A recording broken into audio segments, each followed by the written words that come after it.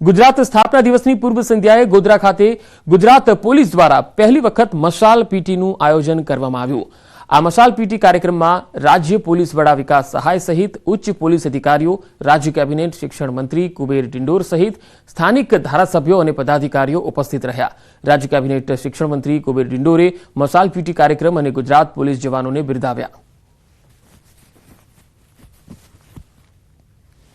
गुजरात स्थापना दिवस की पूर्व संध्याए अपना गुजरात पुलिस जवानों माध्यम थी आ मशाल पेटीनुं जे आयोजन कर्युं हतुं अने अपना गुजरात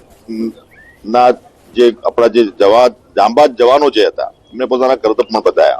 साथे साथे अपनी गोधरानी पंचमहालनी आ धरती पर ज्यां अपनी माताजीना बेसना छे जगत जननी कल्याणी माता कालिका माता अहींया बिराजमान छे, ए सबनुं कल्याण करी रही छे। एवा समये आ स्थापना दिवसनी उजवणी गुजरात गौरव दिवसनी उजवणी पंचमहाल खाते थई रही छे। अमूल दूधना भावमां लीटरे 2 રૂપિયા વધી ગયા છે। अमूल गोल्ड लीटરના 65 થી વધીને 67 રૂપિયા થયા છે, તો अमूल स्टाન્ડર્ડ दूध 500 મિલીનો નવો 31 રૂપિયા ભાવ જાહેર થયો છે। अमूल बफेलो 500 મિલીનો નવો ભાવ 37 રૂપિયા થઈ ગયો છે। अमूल टी स्पेशलનો 1 લીટરનો 63 રૂપિયા ભાવ થઈ ગયો છે। अमूल ताजा दूधનો 1 લીટરનો ભાવ 55 થયો છે, તો अमूल गाय दूध 500 મિલીનો 26 રૂપિયા થયો છે। नवा भाव આજથી જ અમલી થઈ ગયા છે।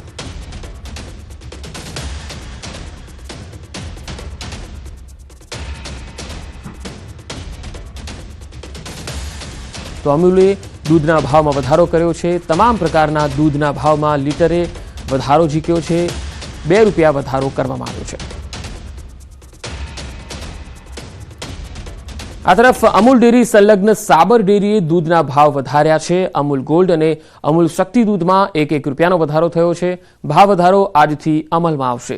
अमूल गोल्ड 33 ના બદલે 34 અને अमूल शक्ति 30 ના બદલે 31 માં પ્રતિ 500 ml ના ચૂકવવા પડશે।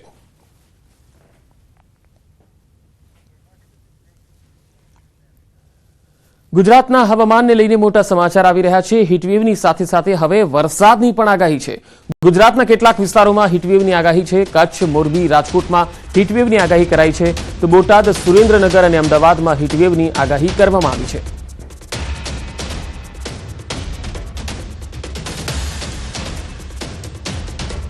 તો ગુજરાતના અનેક વિસ્તારોમાં હીટવેવની આગાહી કરાઈ છે। સાથે સાથે વરસાદની પણ સંભાવના વ્યક્ત કરવામાં આવી છે। 3 થી લઈને 6 મેની આસપાસ વરસાદ થઈ શકે છે, તો હીટવેવની આગાહીમાં બોટાદ, સુરેન્દ્રનગર, અમદાવાદનો પણ સમાવેશ થાય છે।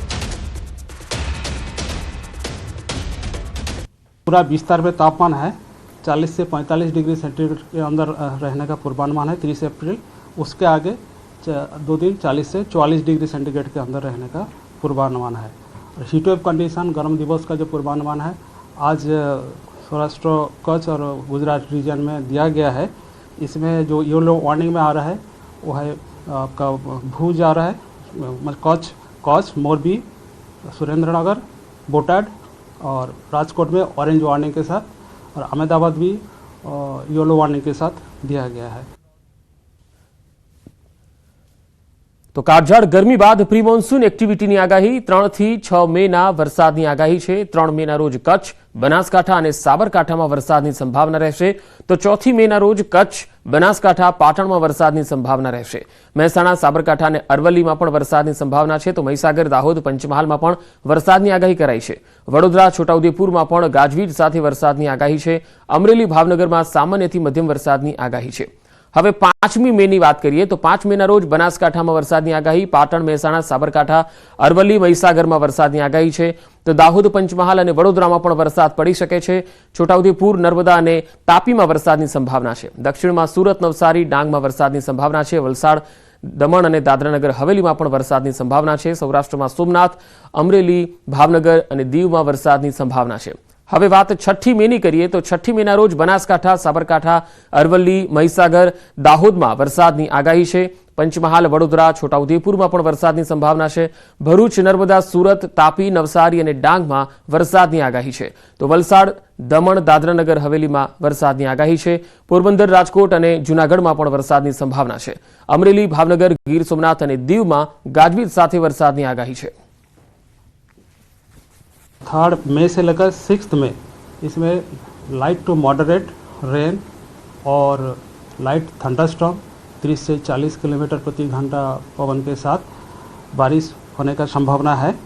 इसमें जो डिस्ट्रिक्ट आ रहा है डे 4 में मतलब 3 मई में आ रहा है आपका कच्छ, बनासकांठा, साबरकांठा, और डे 5 में जो डिस्ट्रिक्ट आ रहा है गुजरात रीजन में बनासकांठा, साबरकांठा, अरावली, महासागर, दाहोद, पाटन, महेसाना, पंचमहल,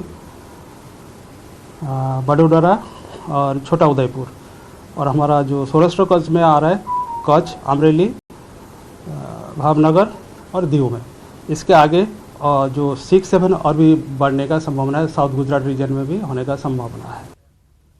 આખરી ગરમી માટે તૈયાર રહેજો। આગામી 2 દિવસ તાપનું રહેશે તાંડવ। હવામાન નિષ્ણાત પરેશ ગોસ્વામીએ મોટી આગાહી કરી। આગામી 2 દિવસ અતિ ભારે ગરમી પડી શકે। 1 અને 2 મેના રોજ આકરો તાપ પડશે। 41 થી 45 ડિગ્રી આસપાસ તાપમાન રહેવાની શક્યતા છે।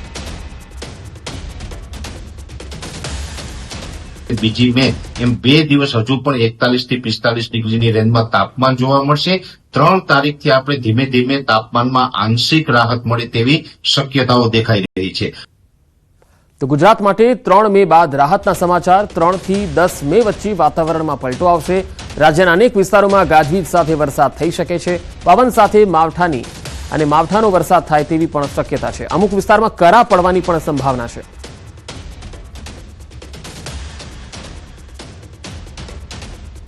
કે 3 મે 2025 થી લઈને 10 મે 2025 દરમિયાન રાજ્યના અલગ અલગ વિસ્તારોની અંદર તીવ્ર માવઠું થાય તેવી શક્યતાઓ છે। અત્યારે સામાન્ય રીતે જોવા જઈએ તો અરબ સાગરની અંદર મજબૂત એન્ટી સાયક્લોન સક્રિય છે।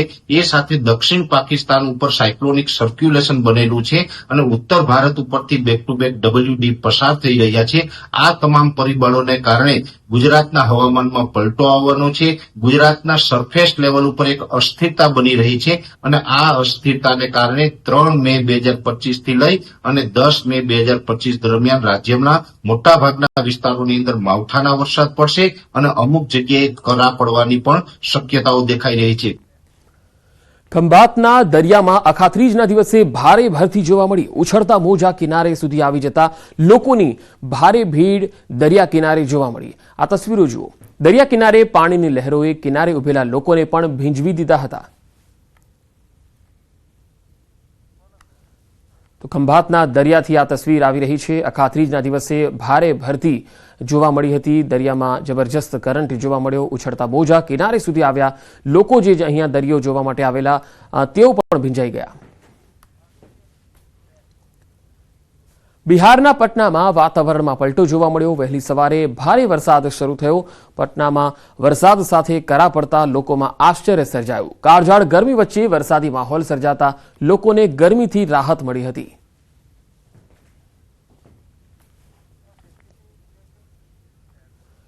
અમદાવાદના ચંડોળા તળાવ ડિમોલિશન મામલો। આજે ડિમોલિશન કામગીરી નહીં થાય। ડિમોલિશન કામગીરી પર બ્રેક લાગી છે। 2 દિવસ દરમિયાન 4000 કાચા પાકા બાંધકામ જમીન દોસ્ત કરવામાં આવ્યા છે।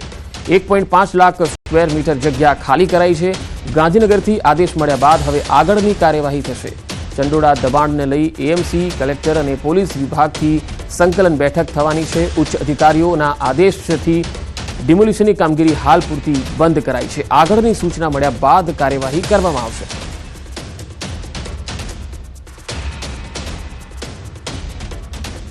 સુરત જિલ્લામાંથી ઝડપાયેલા શંકાસ્પદ બાંગ્લાદેશીઓ મામલે તપાસનો ધમધમાટ તેજ થયો છે। સેન્ટ્રલ અને સ્ટેટ આઈબીની ટીમ સુરત જિલ્લામાં પહોંચી હતી, જેમાં 244 શંકાસ્પદ બાંગ્લાદેશી પૈકી 60 બાંગ્લાદેશી વેરીફાઈ કરાયા, જ્યારે 44 મહિલા, બાળક અને 16 પુરુષ બાંગ્લાદેશીની ઓળખ થઈ છે। 60 બાંગ્લાદેશીઓને કામરેજના આંબોલી ખાતે ડિટેક્શન સેન્ટર ખાતે રખાયા છે। સુરત જિલ્લાના કામરેજ, કોસંબા, કીમ, ઓલપાડ, બારડોલી, પલસાણા, કડોદરા સહિતના તાલુકામાંથી પોલીસે ઝડપ્યા હતા।